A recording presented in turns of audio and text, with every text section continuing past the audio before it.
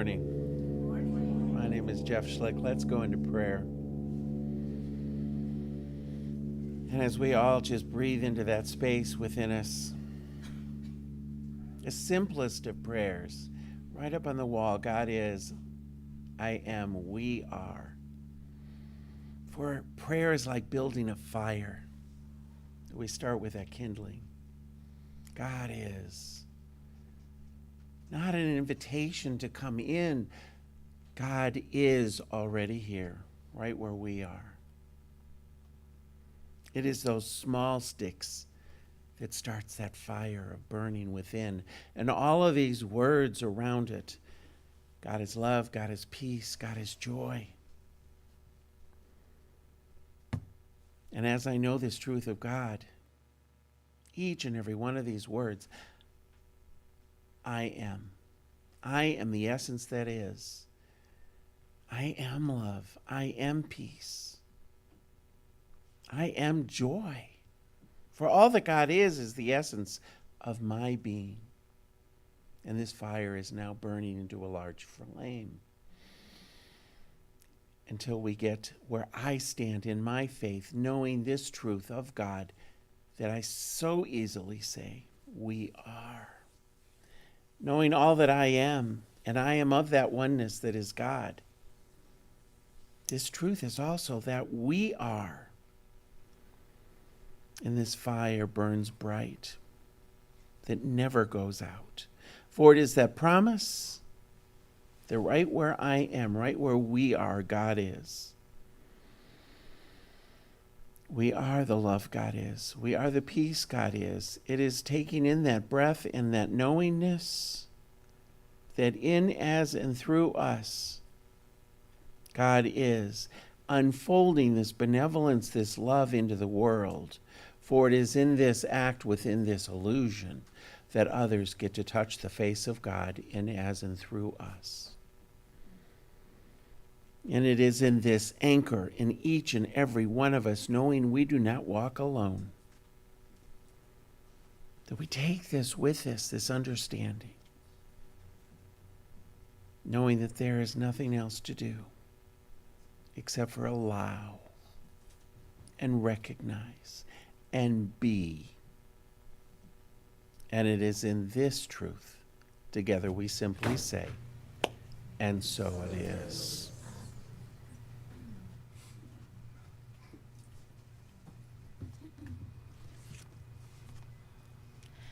And for those of you joining us online, welcome to the Global Center for Christ Consciousness.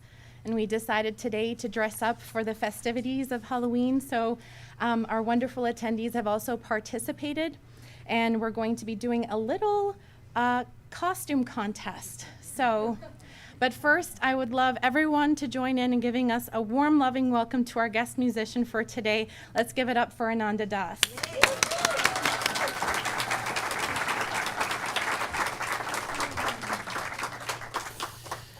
Woohoo. So I was told we were going to dance. Do you guys want to dance a little? So let's stand up.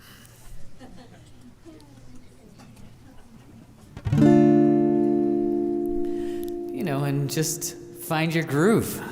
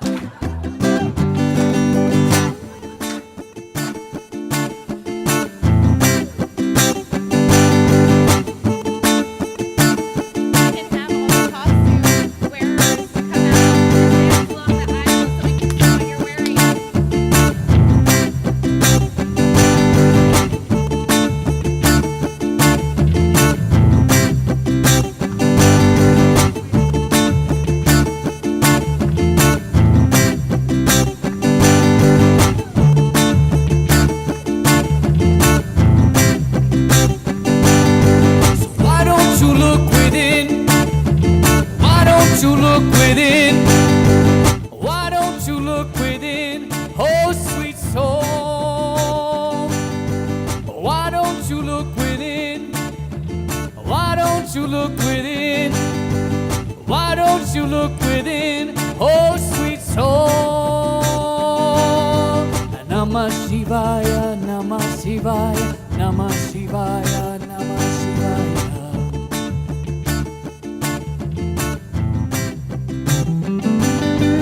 Namah Shivaya, Namah Shivaya, Namah Shivaya, Namah Shivaya.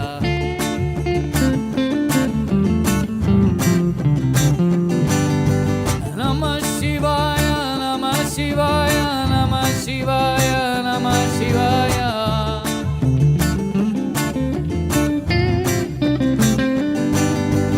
Namah Shivaya, Namah Shivaya, Namah Shivaya, Namah Shivaya.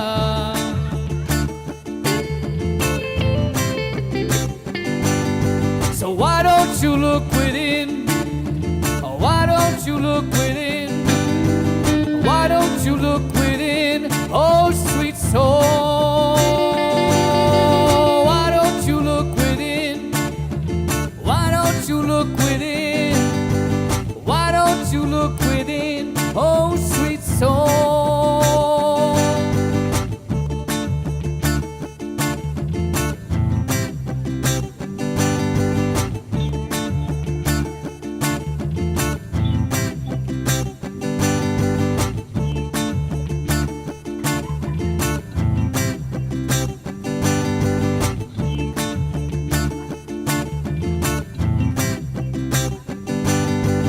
Namah Shivaya, Namah Shivaya, Namah Shivaya, Namah Shivaya.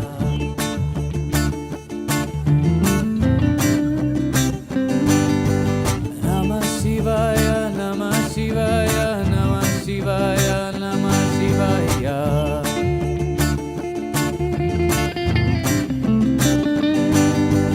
Namah Shivaya, Namah Shivaya, Namah Shivaya, Namah Shivaya.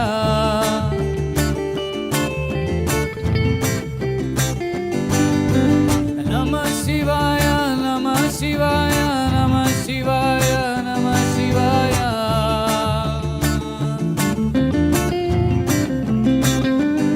Ooh, so why don't you look within? Why don't you look within? Why don't you look within? Oh, sweet soul. Why don't you look within? Why don't you look within? Why don't you look within? Oh, sweet soul. Why don't you look within? Why don't you look within? Why don't you look within? Oh, sweet soul. Why don't you look within? Why don't you look within? Come on now.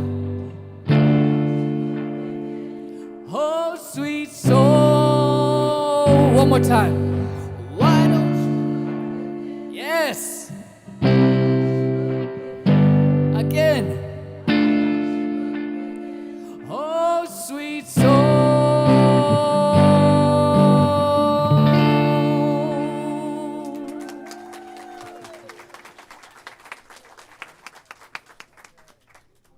Thank you so much. What a beautiful vibe, everybody. Thank you, Ananda. Let's give it up for Ananda Das. Okay, it was really hard to pick, but for our winners, we'd like to make an honorable mention to Julie for her creativity. But the official winners for today are Aladdin and Jasmine. Can we get the princess to come up and collect her prize? Yay! Come on.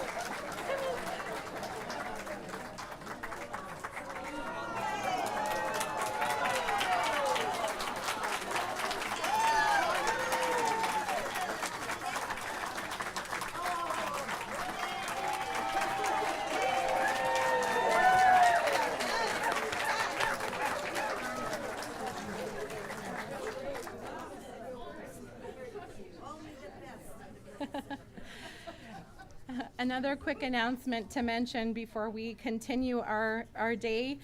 We have featured in the bookstore these wonderful Oracle deck cards by Robin Rose, who was a speaker at the Daughters of Heaven conference this year and last year, focusing on the second wave of angels that are here on the earth plane to assist humanity in their ascension. So these Oracle deck cards I personally use daily. They're so wonderful. Every time we get a shipment and they do sell out. So we have about a dozen of them. Please make sure to grab yourself a box before you leave.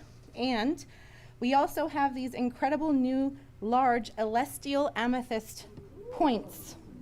They're also called dragon's teeth wands. They are only of the highest quality, deep dark purple, and we have about a dozen of them in various shapes, sizes, and prices. So do make sure to grab yours before they sell out. And now, if you will join me in reading our mission statement, which you'll find on the white cards on the seat backs in front of you. And together we say, the Global Center for Christ Consciousness is a spiritual center for students and masters on the spiritual path. We are dedicated to awakening the inner Christ and to creating a world of love, peace, joy, and abundance. And now for our sacred reading for today.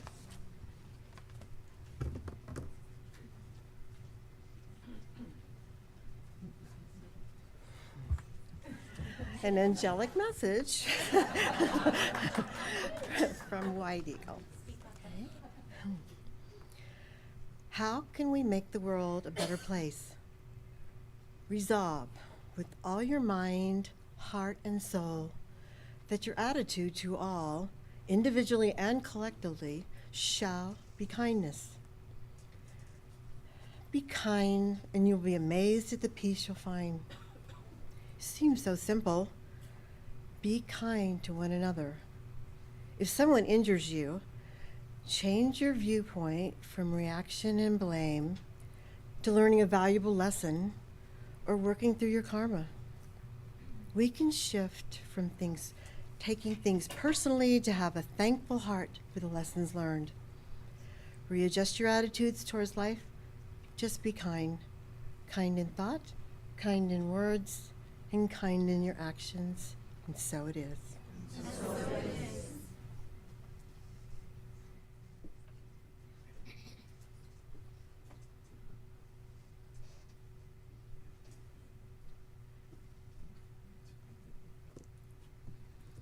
And I would now like to welcome our guest musician back on the stage. Let's give it up for Ananda Das.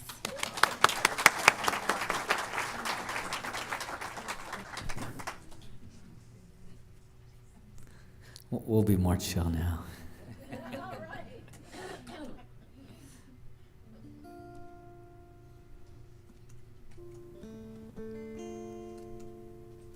I still thought we'd go for the spooky vibe. So we're gonna sing to Kali and Durga.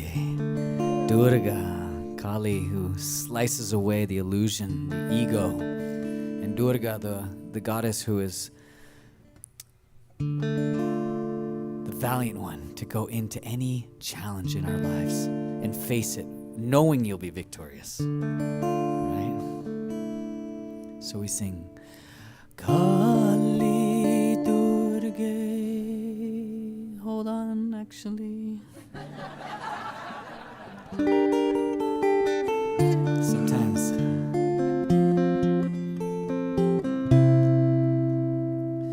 Kali Durga Namo Namah. Kali Durga Namo Namah. Kali Durga Namo Namah. Kali Durga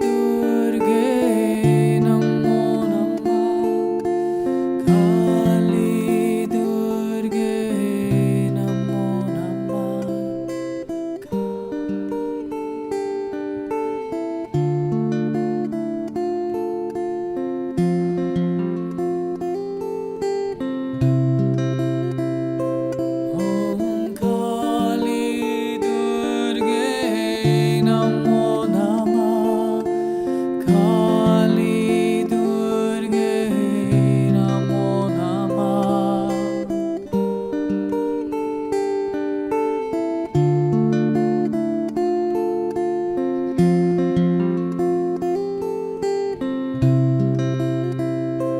Kali Ma, Kali Ma, Kali Ma, Kali Ma.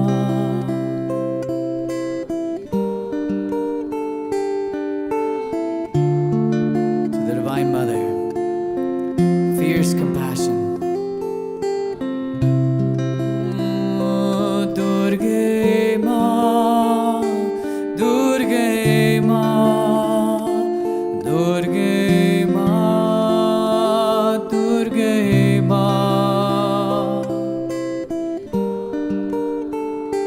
The courageous one to face all our fears.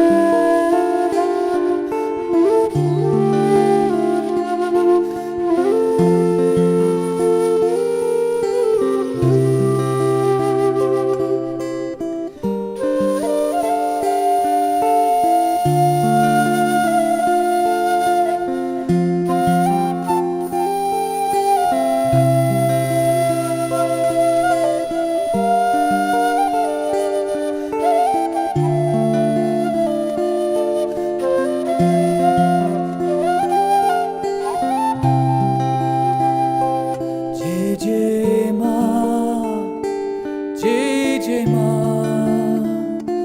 Jai Ma, Jai Ma. Victory to the Mother.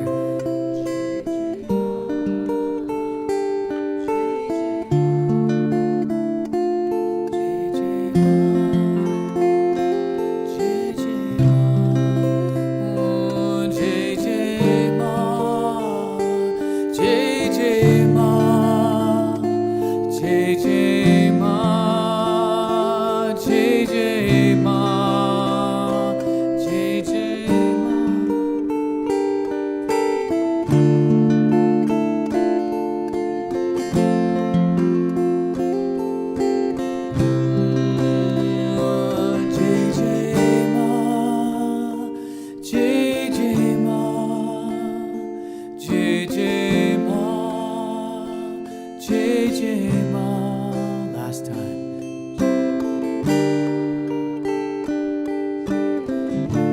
Praise to the Divine Mother. Victory over illusion.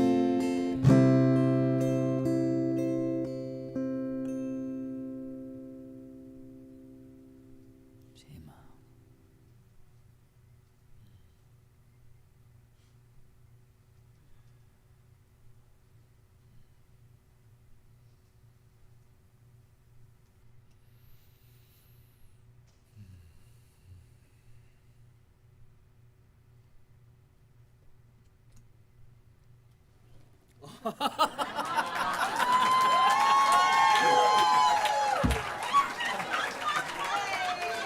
Oh, praise Kali!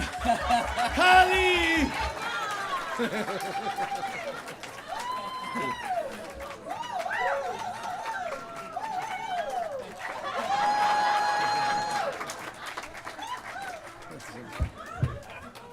We've got a wild group here, no?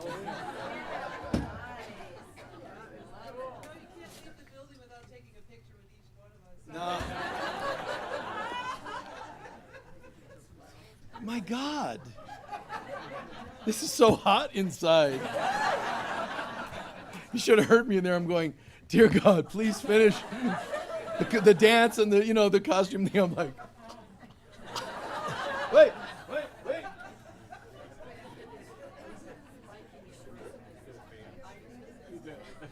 There we go.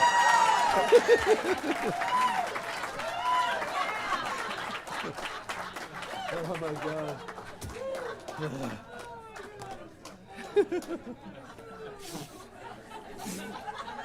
God. How did they fight? You know, can you imagine? Hold on a second. Oh, okay, I'm ready. What? What? Yeah. Okay. Those of you who are guests, I'm sorry. We're usually very, very straight-laced here.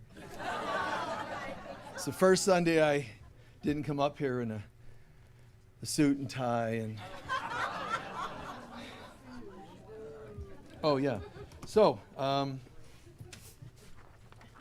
beautiful music, yes? Yeah.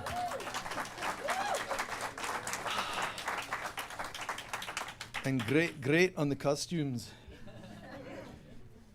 So, what would you like me to talk about today? Past lives! No. I started something many years ago, like in the 80s, believe it or not. Costume party for Halloween. And I called it the Come As You Were party. Isn't that clever? So I kept that forever. I think, yeah, and we started having Come As You Were parties. And oh, thanks. No. Oh, yeah. The fan. No, I'm good. Thank you. You would think after teaching for 40 years I'd have enough fans. Just saying. But no. According to Facebook, I don't even have friends. Anyway. Wow. What is up with that? What topics would you like me to cover today? Innocence. Good. Okay.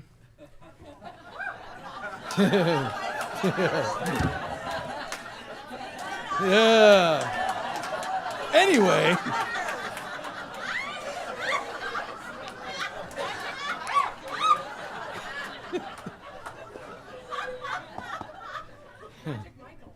Yeah. So, what topics? Innocence, yes.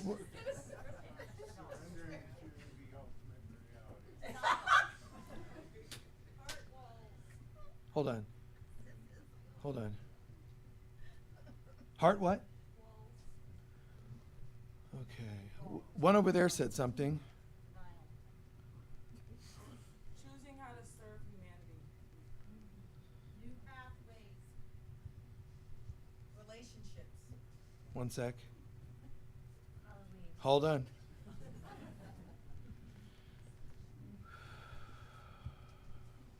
Thriving in the midst of challenges. Okay, that's enough. Jeez. Thank you.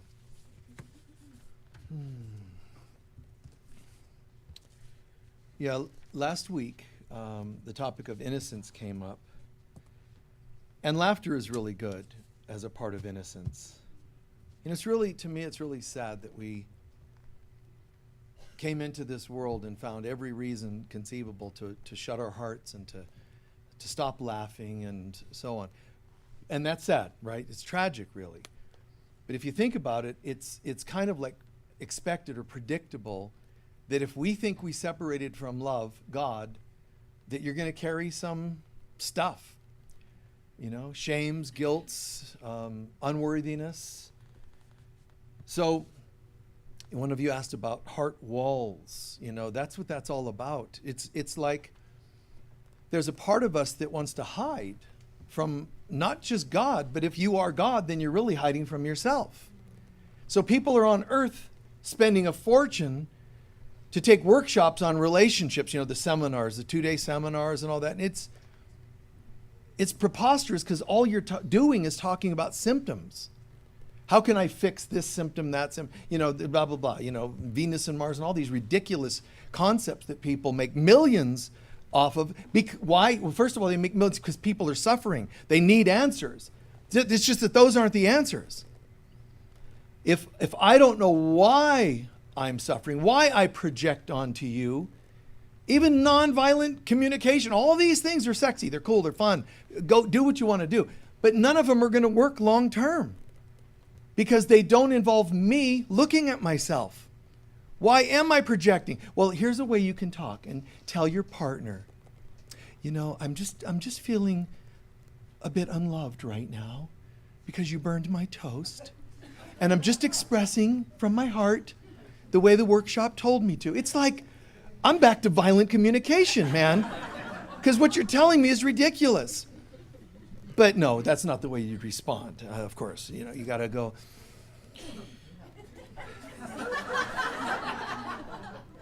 please, I honor the unburnt toast in you.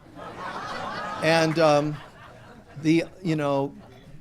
my soul wants to say, I really apologize. Please forgive me. Namaste. Namaste go, or whatever. There's all these things. But really, at the end of the day, we're hurting inside. It's not that you're annoying me because you burnt my toast. You know what it is, honey? Sit down. Let me tell you. The toast burned. That's the 5th time you did it this week. But it isn't that. It's that I feel separate. I'm living under the same roof and we're miles apart. I don't know who I am. I don't know how to tell you how I feel. I can tell you how I think I feel, which is thinking and feeling, which isn't real. When I tell you, I want to know your heart, that involves buying candy and flowers. Knowing my heart, there's no candy and flowers. It's this, man, this opening of, I don't know exactly who I am. Here's where I hurt. Can you hold that for me? Can you hold space for me while I share my soul? So all the human things are really just symptomatic. And one of you asked about new pathways, and one of you clearly you asked about relationships. Thriving during challenges. You can't without being a responsible person. You have to tell your partners, lovers, dates, etc., whenever it's the right, appropriate time, to be able to say, listen, I cannot promise you perfection. And I can't promise you the answer to all your problems. What I can promise you is that I will not take my stuff out on you. I'm making it part of my life and lifestyle to look within as often as I can. See, and that's actually good news. That should be like, wow, not, oh, you bought me flowers. It should be, wow, honesty, clarity, vulnerability. I'm digging this. And are you okay if I share the same thing? Yes, let's do that. Let's share. Hearts opening. This concept, one of you brought up and reminded me last week, we touched on it, innocence. Once again, humans, man. Humans, what's innocence? Oh, it's a white dress on your wedding day. Whatever. Whatever. Look at the witches. They just wear black. They're like, I'm out. White dress, you got to be kidding me. Right? They fly in on a broom in a black dress. He knows what he's getting.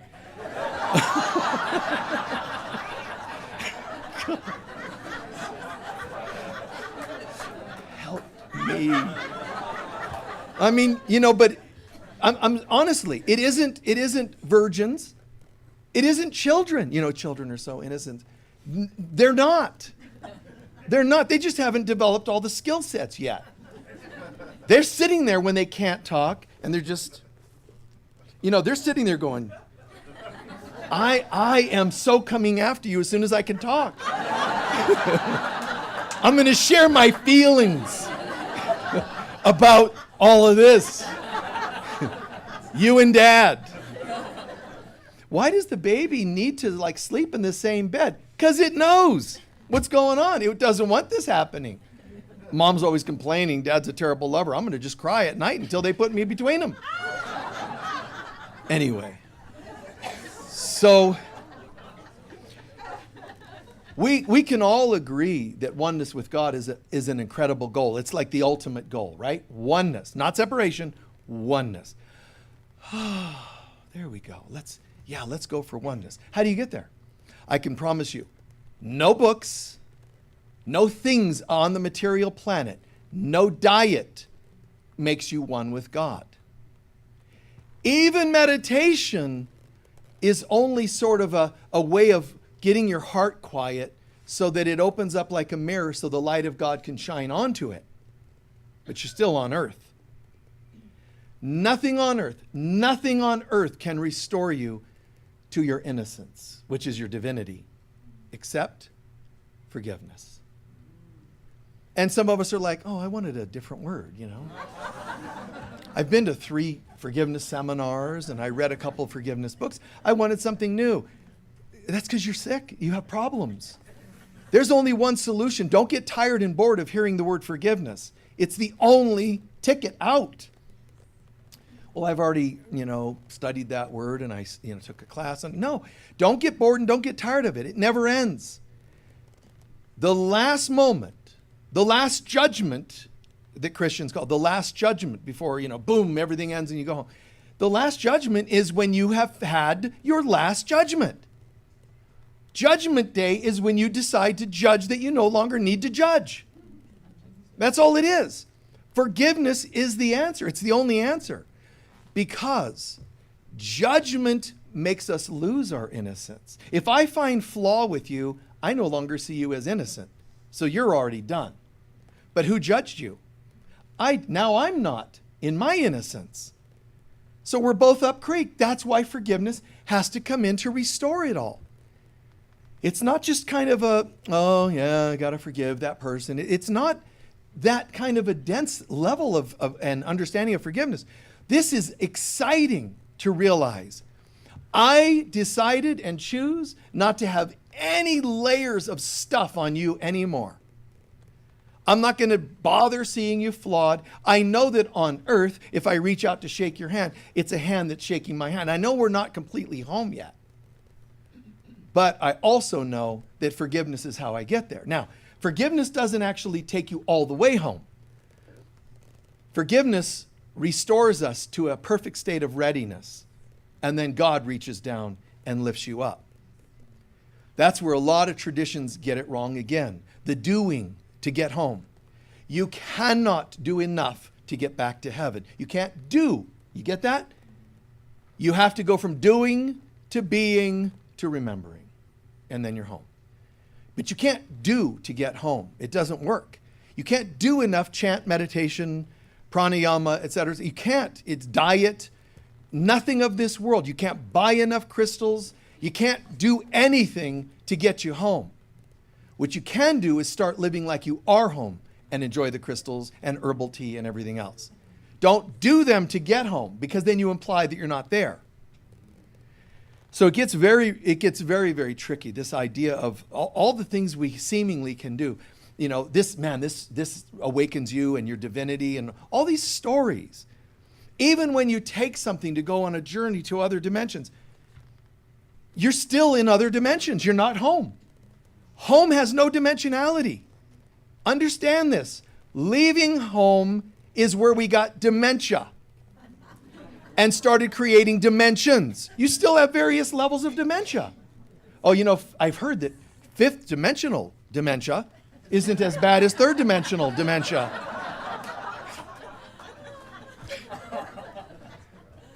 On planet Earth, 3D, I don't know who I am. The 50 people are going, I kind of know. Wow, that sounds so admirable. Yeah, that's the 5th dimension for you. We kind of know. More of a hint. I don't want any level of dementia, and I don't want any level of dimension. I'm not looking forward just to getting to the 5th dimension or the 89th dimension. I'm not just interested in going from a dense body to a light body. I'm going home. My goal is oneness with God. I can't control that journey. I can only control my part. Forgiveness. Just keep forgiving. And I don't just mean the same wording, the same thing. It happens in different layers at different times. Some days it's going to look like tearful prayer, and other days it'll look like sublime meditation. Whatever form it happens to take. I've written, in my forgiveness book, the book of love and forgiveness. In that book, I've written how, and this is one of the simplest techniques, in case you think, well, he's talking about some 1 hour, like I got to get in there and process. And no. You're just walking into your kitchen and an image of somebody from high school popped into your mind. I'm telling you, send them love and forgiveness. You don't have to like drop to your knees and do a prayer and money, chant, blessed incense, you just love you, brother, sister, love you. All else, I release. Now, if you can do all the other things, that's fun, that's cool. But don't make complexities that'll keep you from practicing the simplicities. Just bless them. Your ex, whomever it happens to be. You can have a boss or a former partner, But remember this. Our understanding of forgiveness is really rising. And when you think about true forgiveness, when you think about forgiveness, the concept of forgiveness, somebody's wronged you. On a linear level, if you were to watch the news or watch a video of your home security system and somebody walked up and kicked you in the leg and it's on video on a linear planet, that person wronged you. But watch this. This is kind of cool if you think about it. There are false forms of oneness. There are false forms. People actually try to be intimate with other people because deep down they want to become one with something, so they choose someone to join sensually with, and yet they don't know how to do it. So they leave hollow again. None of these sexual relationships are fulfilling because you can't get what you think you're there for. And most people don't even know they're there for that. They think they're there for pleasure. But subconsciously, you want to join and become one with people, yourself, and God again. So even intimacy is a statement of something greater. But people forget that. God, just drop that in. I'm choosing to be intimate, and I don't care whatever else you could be doing. I'm gardening my garden. I'm getting my wardrobe together today. Anything you do with God. Ask to feel that presence. So when you're making love, it's not to be with a person, it's joining. So ask God, how would you have me see this person? Not, I'm attracted only. Try to go to a prayerful level. That doesn't mean you have to go, oh, wait, hold on. No. They're going to be like, okay, I'm done. I'm not saying you have to do some really tripped out stuff, but just in here, as you start to join with a person, just one thought, let me see them as they really are. Let us experience this thing as it really is. Joining. Doesn't mean you can't move. Doesn't mean you can't feel things. But just surrender it, then do whatever else. Invite spirit in, then do whatever else. Well, doesn't the doing, no. You've already sanctified it to a new level.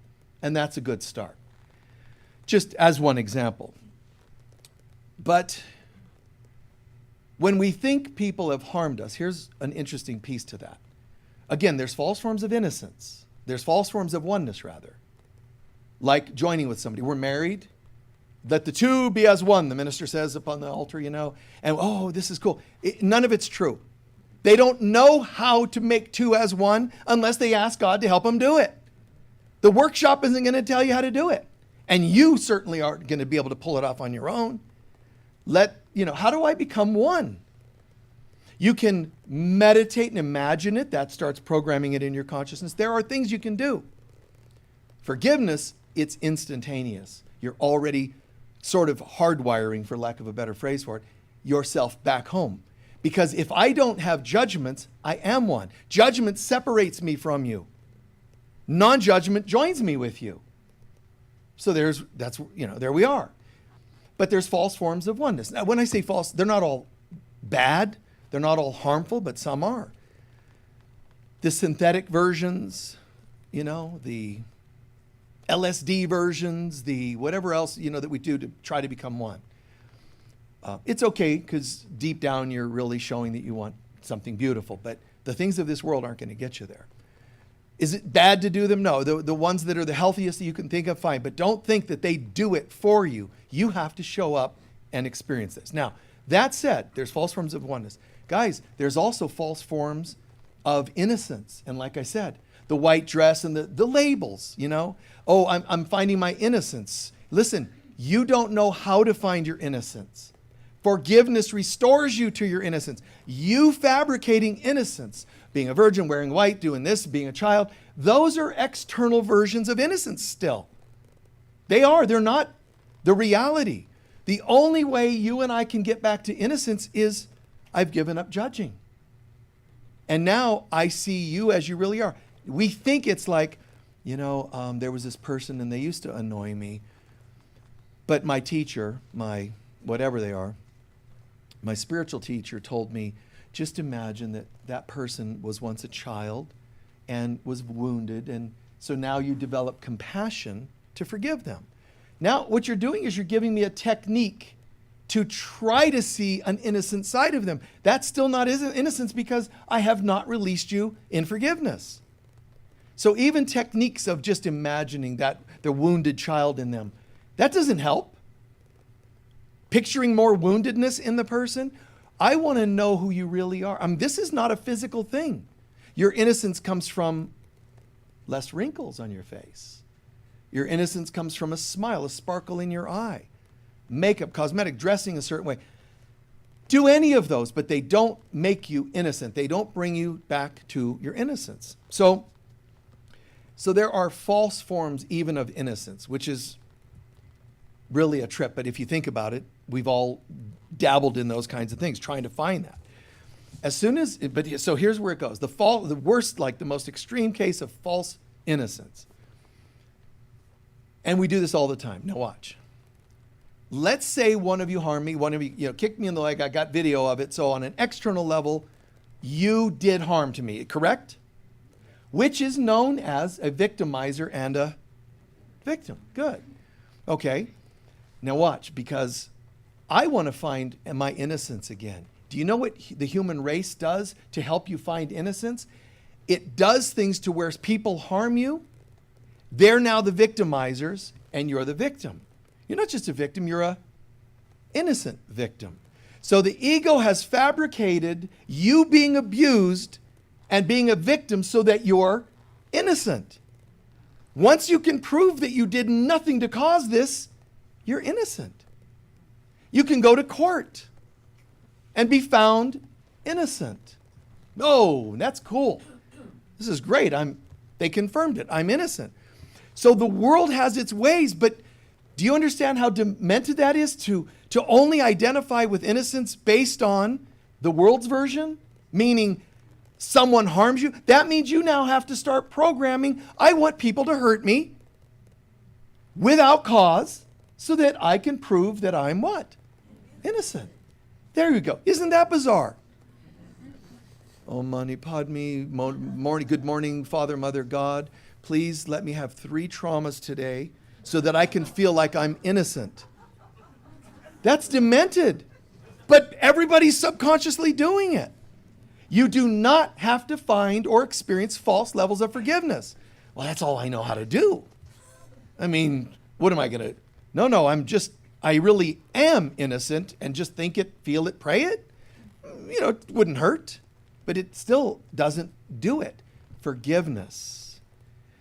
I'm signing people up to be my victimizers. I'm signing people up to traumatize me so that I can remain the innocent one. And something I started saying just a couple years ago, I don't need drama to be loved. That just came to my mind one day. And this is you and me. I don't need trauma and victimization to be innocent. You see what I mean by that? I actually don't need any of that. The ego will not let you get away with that, typically, and very easily. You can't just go, well, I'm innocent. Listen, God is flawless. God is, the perfection, the love. I'm made in God's image, so I have this innocence. Now, go anywhere on this planet. Go to your family members. Go to your ex. Go anywhere on the planet. Go into a court when you've had just a simple traffic ticket, and try to tell this world, you're mistaken. I am completely innocent. the judge is just going to look over his glasses. Is that all you have to say? Yes. And you can even go, oh, as though the angels arrived while you made your statement. And the judge just, $100 fine for the ticket, $200 for wasting our time. You go to anybody on this planet and tell them about your innocence, they won't buy it. And that sounds rude and cruel, and it is kind of insensitive of them. But you know what? You're mistaken because you're trying to use things of this world to establish your innocence. There's a part of you made in God's image. God has no flaw. Innocence does not mean no blemish. It means no desire to judge. Jesus says in A Course in Miracles, my mother pulled off something very unique. She was able to be intimate and have children, because she even had some after Jesus. But she was in a state of innocence. She was able to be intimate without judgment, without thought. So she was being immaculate, even in something as dense as that act, something that most people can't bring love into, true love. I think it would be great, guys, that if we could just give permission. I just feel so much love. A flower goes, I feel so much love. Fragrance. And there's nobody going, who do you think you are? The roses are allowed. Other things are allowed, There's a beauty and a fragrance, a fresh forest and so on. There's a fragrance, but fragrance is a dense thing. Beyond the fragrance, there's a light under that flower. When that flower comes out and leaves fragrance and you go, I love that, there's a light that's even more beautiful than the fragrance that usually can't be seen or perceived by the human senses. But all of this is us. We're capable of saying, I just am, but it means if I feel that good, I feel as good as a rose blooming. For me, it tends to make me want to smile. Right? Hug, kiss. And I'm not talking about hitting on people. I'm talking about, isn't it great? Isn't this cool? Hugs. And I've told stories like that to you folks where sometimes I feel just so high. What? Why is that funny? Sometimes I feel just so good. And like once at my retreat center, I'll share it briefly, but this retreat we developed many years ago. And I just, I came back from tour. I would always come back from tour and be there like 5 days and then go again on 3-week tours, So I get home and I just feel like, wow. And I show up at the airport and it's like 100 below zero, and I show up in my usual swim trunks, t-shirt. I had a cop once say, I should arrest you just for the way you're dressed. That's what he said. How could you show up in this weather looking like that? And I'm like,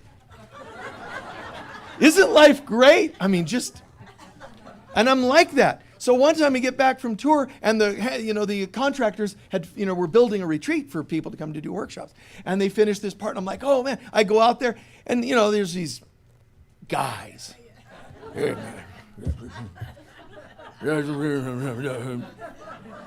Mark that and there's these guys. I show up, I'm like, hey guys, good to see you again. And I got halfway through the hug and I just felt this guy and I'm like, oh God, help me. Honestly, for a moment I'm like, uh-oh.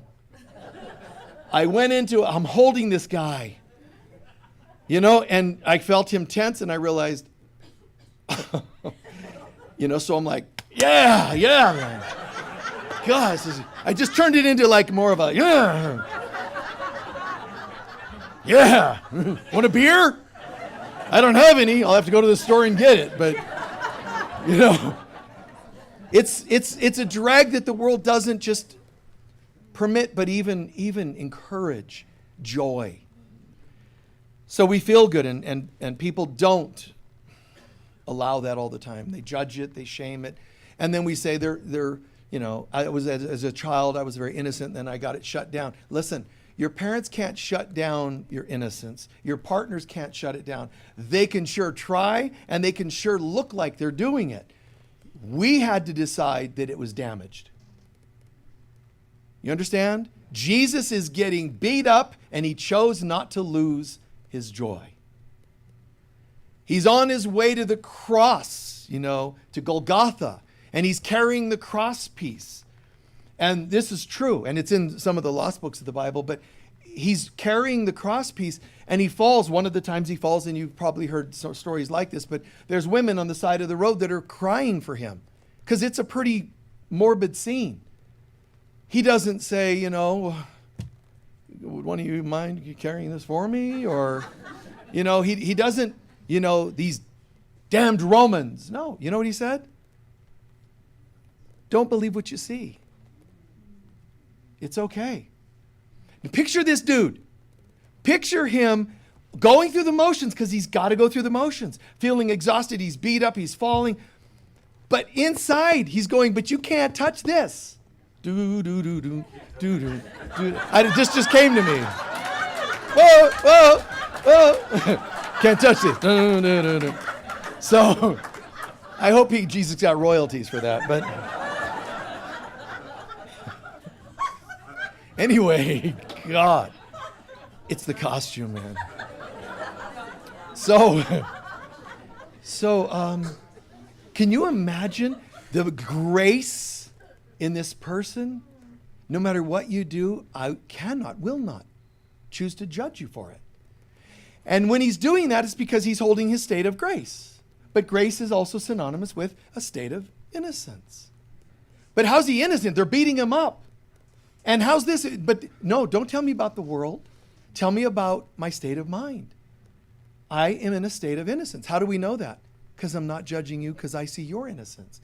Again, the innocence, the divinity in you cannot harm me. It wouldn't do that. Do you agree?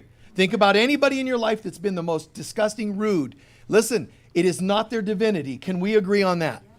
And if it's not their divinity doing it, and it's not your divinity that's having it happen to you, if it's not their divinity and yours, and only divine is real and eternal, then nothing that happened to you was ever real and eternal. I know it hurts while you're in the 3D, but every time you get to the other side, you're like, bloody hell, how did I not see that? I've been through this place 1,000 times. And every time I go, this is real, I die, and I go, you kidding me? It's an illusion. And mysticism and all that is all about trying to, I'm going in this time. I'm going in, and I'm not going to forget. And the angels are all around, and you're like, when they're not looking, you get a pen. It's an illusion. You're going to remind yourself that when you get in there, and it feels like it, you're like in the womb, floating in the water. I don't know why I'm doing this, but anyway, you're floating in the embryonic fluid, and just, I'm getting it. It's not going to happen to me this time. I'm totally, and then the mom's bearing down and screaming, and the dad's like himself, and everybody's all, and then she starts bearing down, and immediately you go from this to grabbing the pelvic bones and planting your feet. I'm not going. This isn't what I was told it would be like, because they're like, they're doing this Latin mass kind of blessing on you, and you're like, this should be easy. As soon as they start bearing down and you plant your feet on the pelvic bones and sits bones and all, you're like, man, and the mother's screaming, and it's like, oh, she can't like me when I come out. After what I've done, oh, and then they're trying to flip you, the right way, and topsy-turvy birth. Anyway, I actually was failing somebody there. So, that was like... Do you mind? Who talks to their guides like that, huh? It's Jesus going, a good one. Anyway, this painful, I swear none of this was on my mind when I started. But this painful experience, and the truth is, 3D, and it feels real. I love the quote. I've repeated it probably 5 times in my many years here. Yogananda, yes, it's an illusion, but a dreamt head bumped against a dreamt rock brings dreamt pain. So when you're in the dream, even though this is a dream, it's a hologram, it feels real. Don't say it is real, just say it feels real, because that's true. Because feelings are subjective. You're allowed to feel that this is real, but try not to buy into it too much. And try not to blame, not because I'm telling you, don't you dare blame. I'm saying, think about it before you do.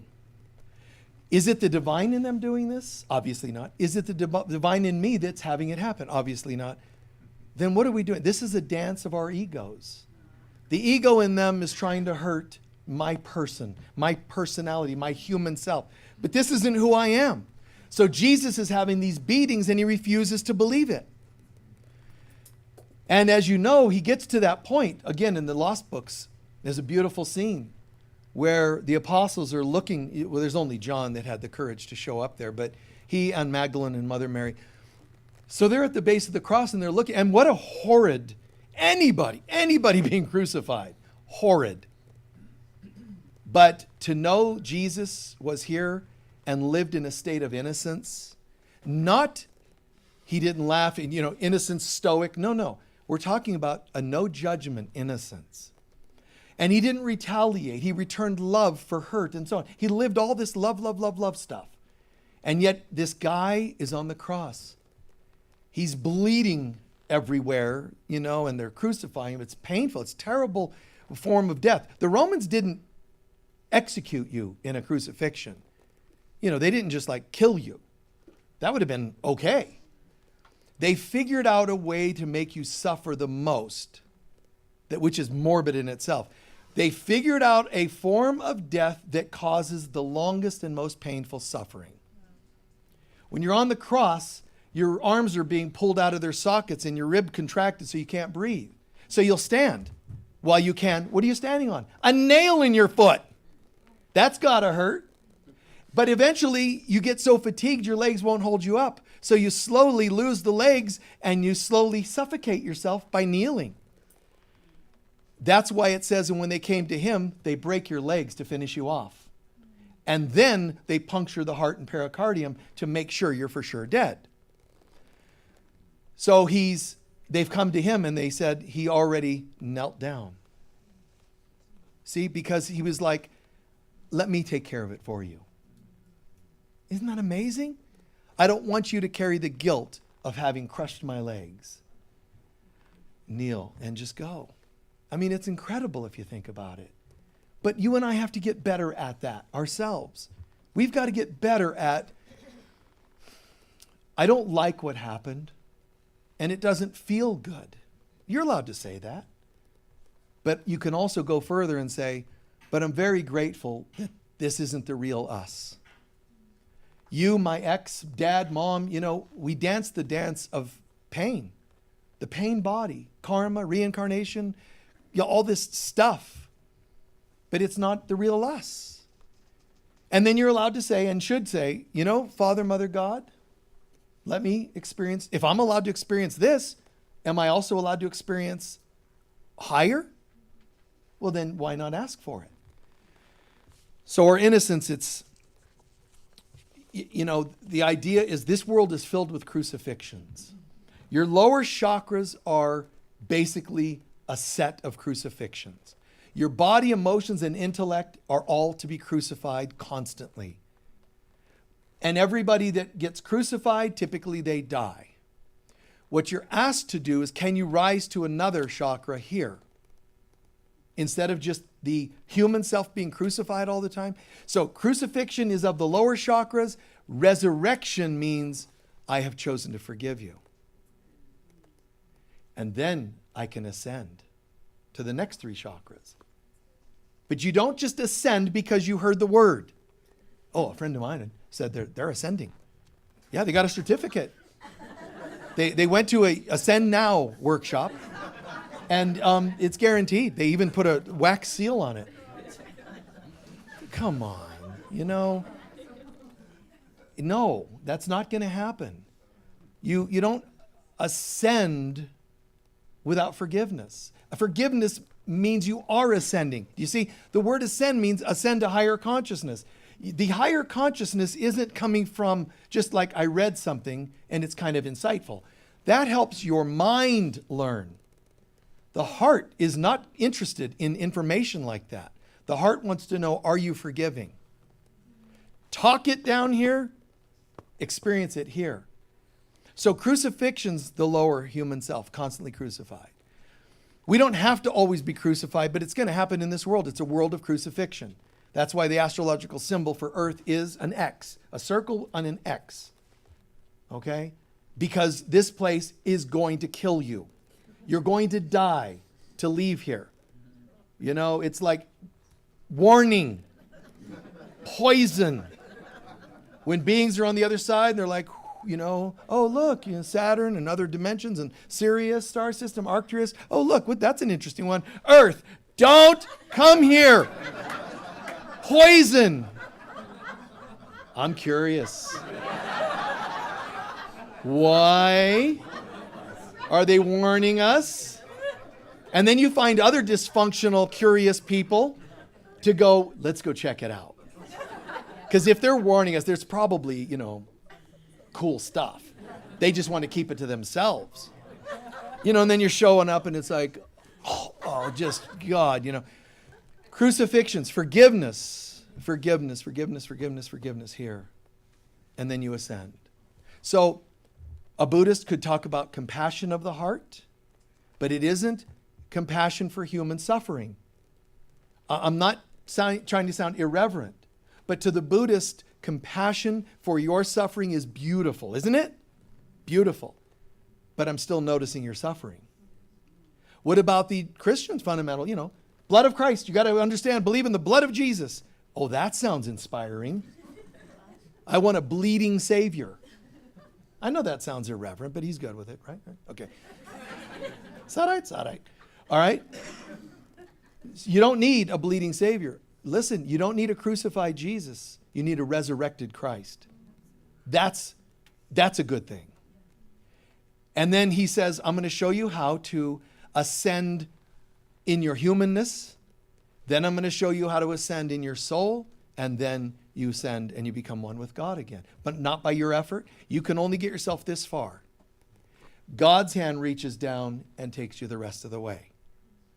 That's one reason why Jesus said, as to the day and time when humanity goes home, only the Father knows.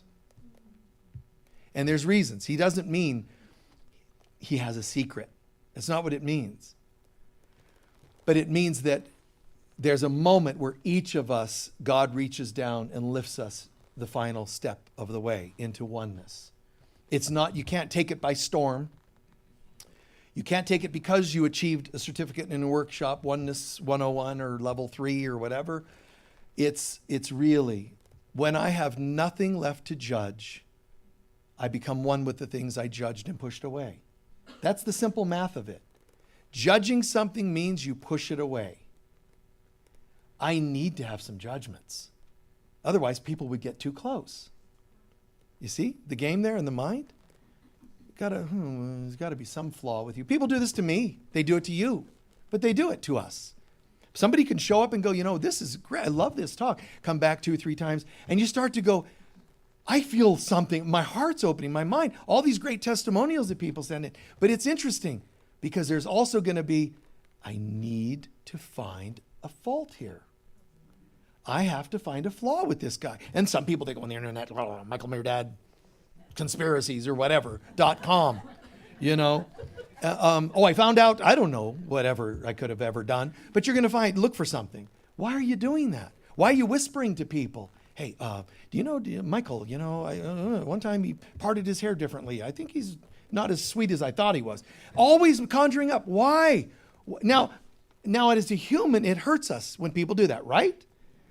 But on another level, it's not hurt like that. It's sadness. It's sad to me that you would want to find fault and flaw, because what that means is you don't want to go home. You're keeping yourself from heaven by finding fault with me on earth. And you want to talk ascension? Oh yeah, man, I'm all ready, 5th dimensional. You don't like me. How are you going to the fifth dimension? You still think your people in your past are all perpetrators and victimizers and you're innocent, which I know on a linear level it looks that way. I get it. When Buddha was teaching one time, somebody threw rocks at him. And his apostles went to him and said, Buddha, I don't understand. If you're clearing of karma, why are people throwing rocks? He switches it right to, oh, well, in a past life I did this, and they're just doing it back. That's called responsible behavior. Did he go, I know. Can you believe they're throwing rocks at me?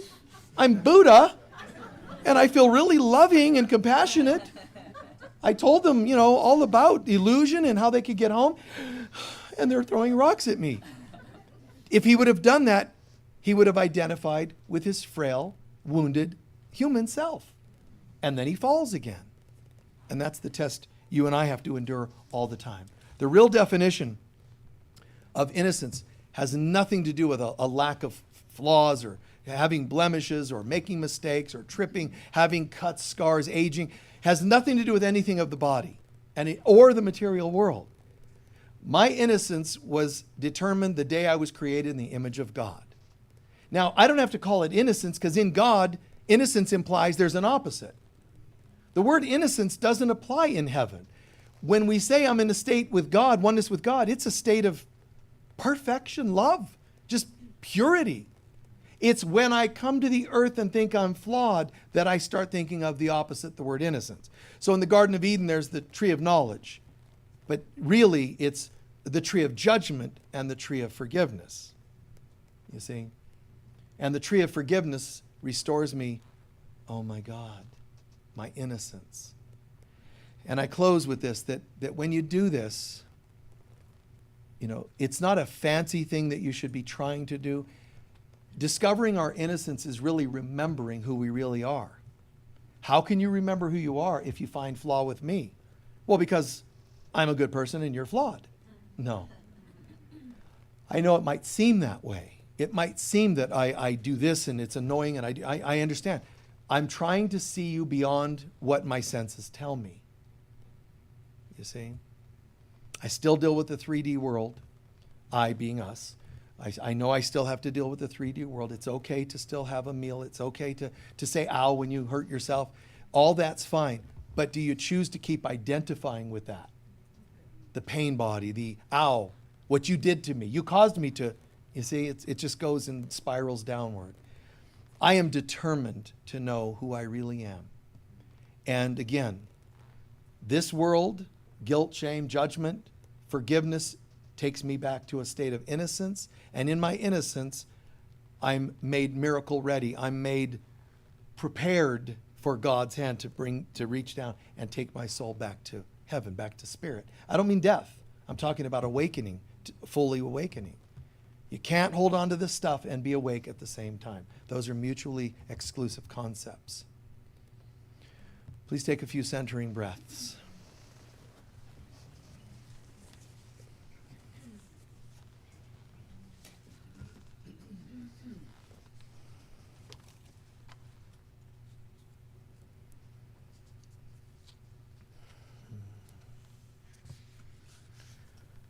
One of you specifically asked about, holding center and so forth during challenges. That's exactly the point. Don't judge yourself for having the challenges. You'll have these things. Be in the world, not of the world. You'll have these things. How can I have them and not believe in them? It seems impossible, but it isn't. Have you ever watched a movie and chose not to believe that it's actually happening? That's what this world is like. For a half a minute, just look at the world. Whether it's the news, walking down the street, people getting older, animals passing away, trees drying up and withering. Good things too, things you like, rainbows, smiles. Look at the world for a moment. Just act like you're out walking, flying amongst it all, and notice what you see.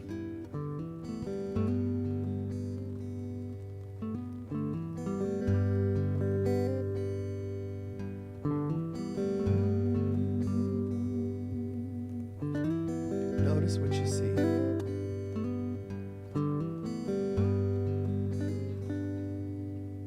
We're not wronging it, we're not shaming it, but we're also not getting too attracted to it if it's a positive thing. Instead, go back over what you saw and then some, other things too. Do it and recognize it's all a dream. Practice being in your center, observing, not coldly, but not attached either. Just observe. What if you're all divine beings, capable, like an angel, of observing a world that has no effect on you? Just walk, float about the world. Not war, not winning lotteries. You're so in spirit that you're immune to it all. And let that experience happen for the next minute or so.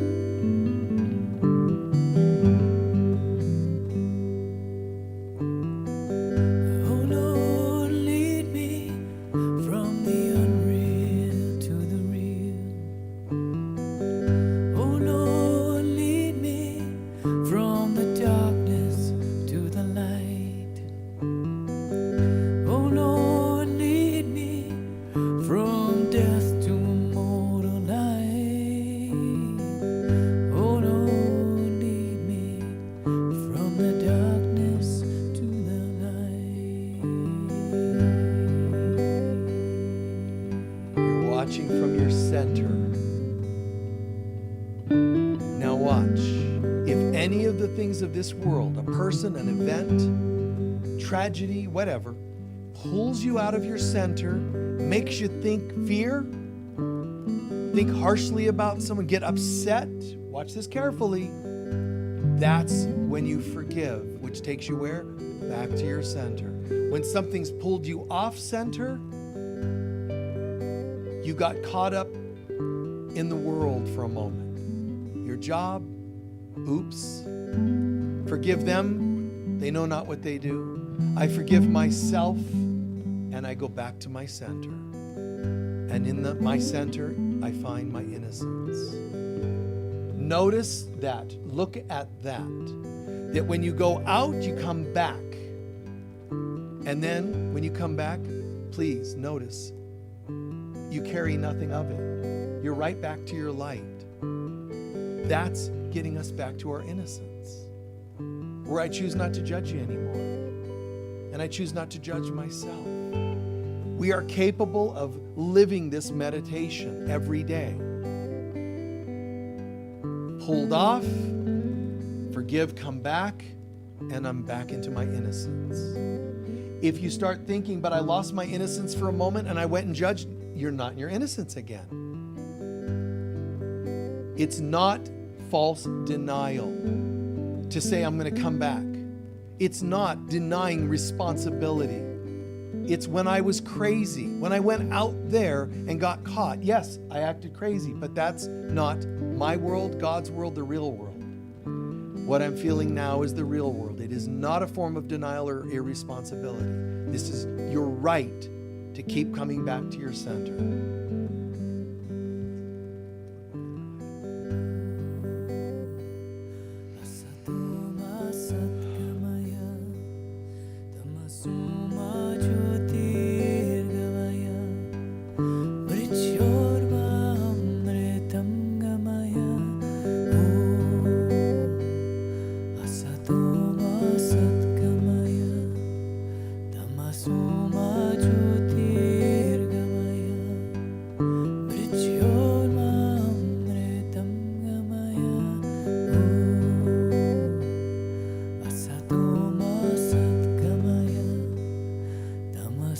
Jyotirgamaya Mrityurvamritam Gamaya.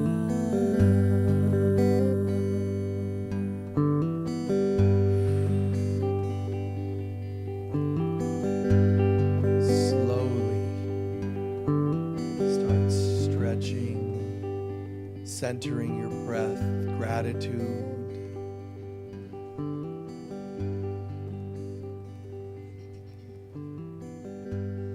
The outer world is just people dressed up for Halloween. People acting like creeps and ghouls, you know? People acting so frightening. It's just a costume. It's just an illusion.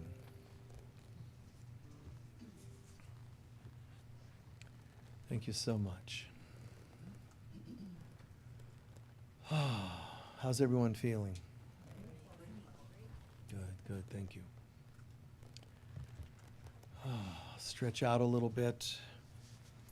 While we're reintegrating, I'm going to share just a couple quick announcements. First, one more time, please, let's thank Ananda Das for sharing such beautiful music.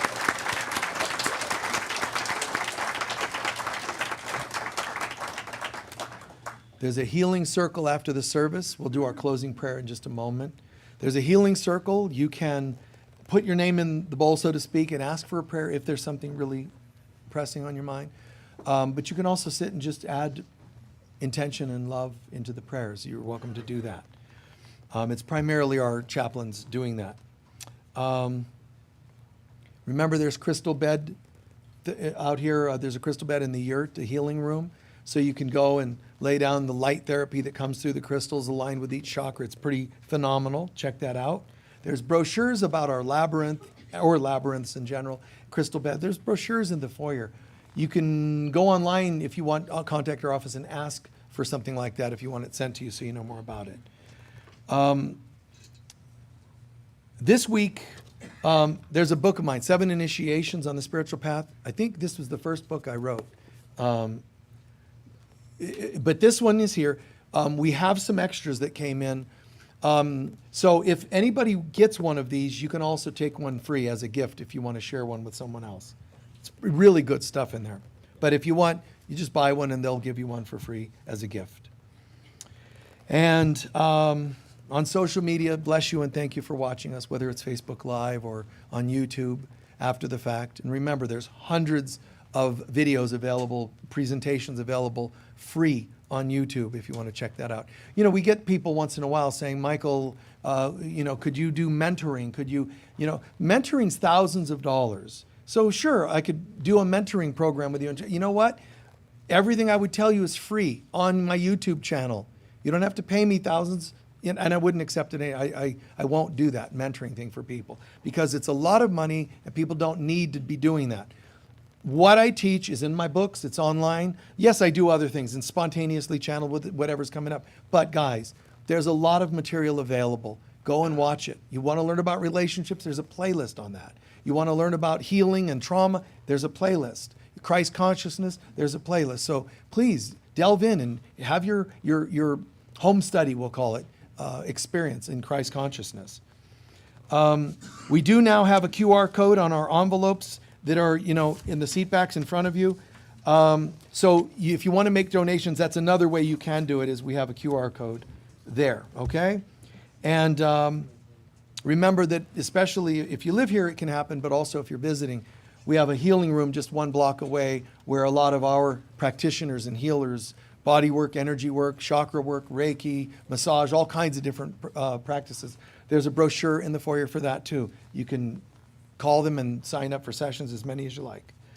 And remember, just do your best to remember. Try to arrive a few minutes early before service so that when we have guest musicians, you're able to catch their first song because we start that before the hour. So try to arrive early, okay?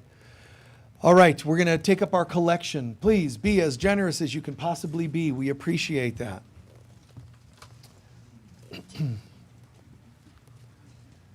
Hello.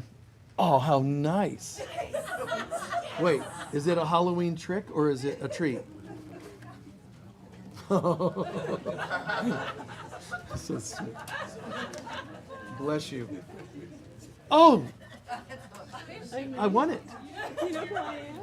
Yes. I'm not Yoko Ono. In a pizza box, but no pizza. Isn't that? I'm a victim. I'm an innocent victim of this. But this is the kind of gift Michael would want. A little Green Acres, bread, and lots of butter. So she's got a Michael shirt. She's supposed to be me. You get it?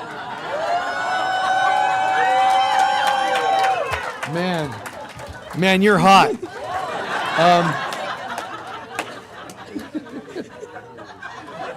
Oh, she even put on a fanny pack. The black felt shoes. Man, you went all out, huh? Wow, look at this. Wow, that's the best looking me I've ever seen. Yeah, thank you. She even did a little coloration here. That was bizarre. They said, "Did you see Julie?" And I didn't recognize her till she came up here. I swear. So I thought, oh, it's somebody from out of town, and they're having the person bring me a gift, which I thought, they know I don't like gifts.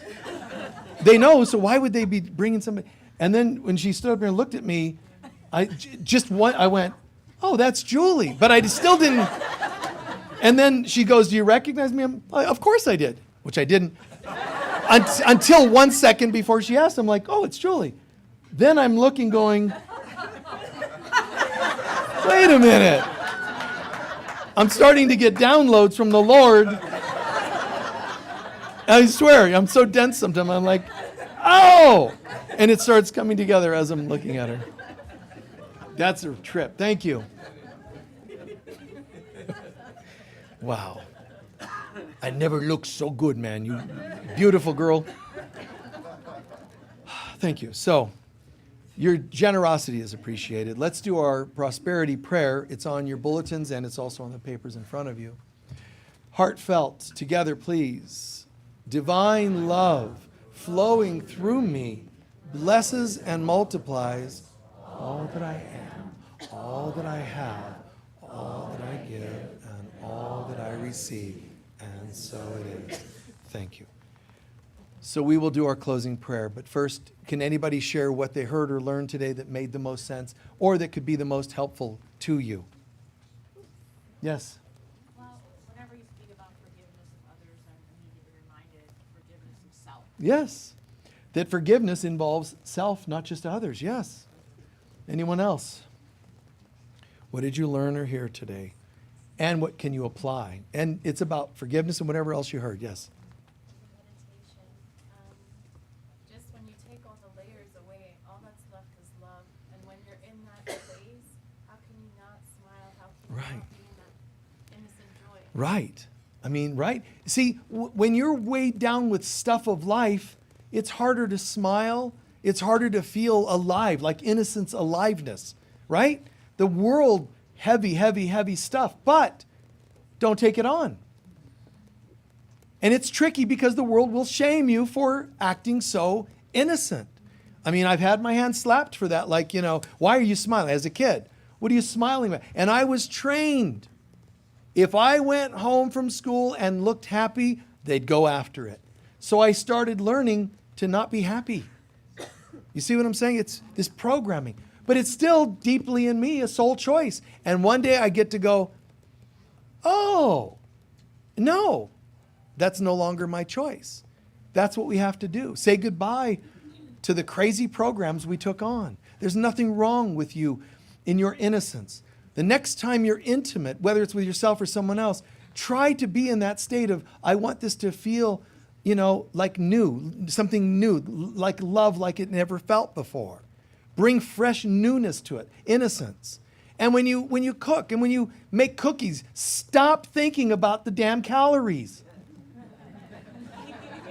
Do you think 1-year-olds are like, this is going to go straight to my hips? No, just eat it and shut up. Do what kids do. Can I have another one? I mean, honestly, just come back.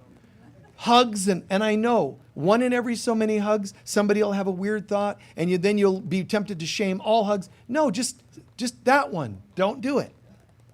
But allow love, allow peace, allow costumes and playfulness, laughter, silliness. You know, it's an amazing thing. It's a beautiful thing.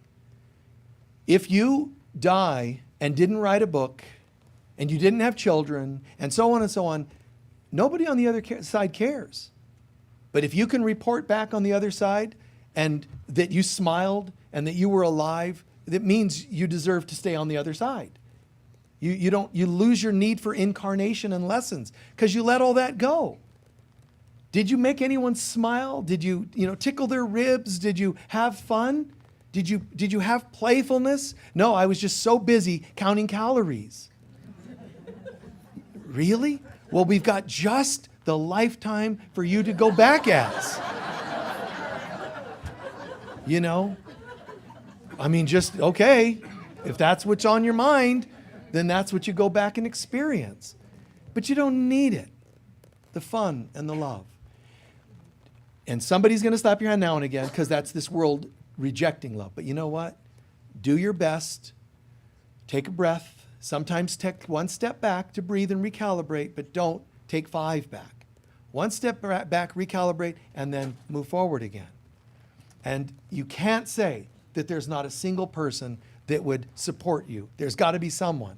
The one sitting next to you, someone in this kind of a center, someone in a study group you do, someone on a sacred site, someone somewhere is willing to hug. You see? What can you do to be that present, safe for people to go, do you mind?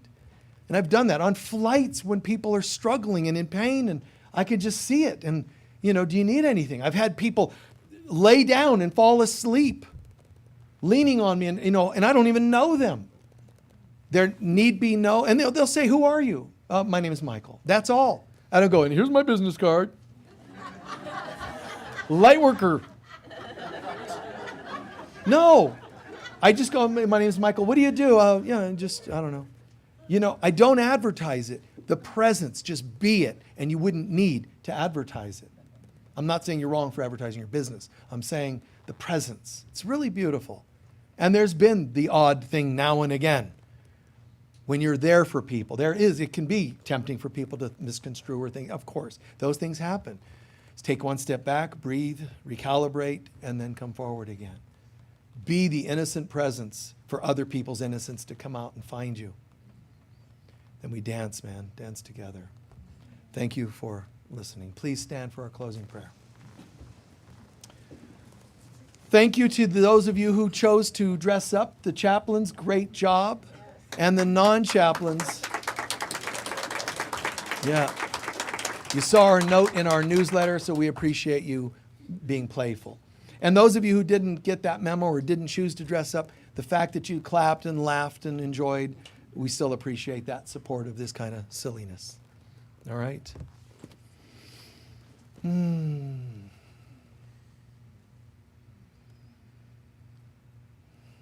The light of God surrounds us. We are the light of God. The love of God enfolds us. We are the love of God. The power of God protects us. We are the power of God. The presence of God watches over us. We are the presence of God. Wherever we go, God is, I am, we are, and so it is.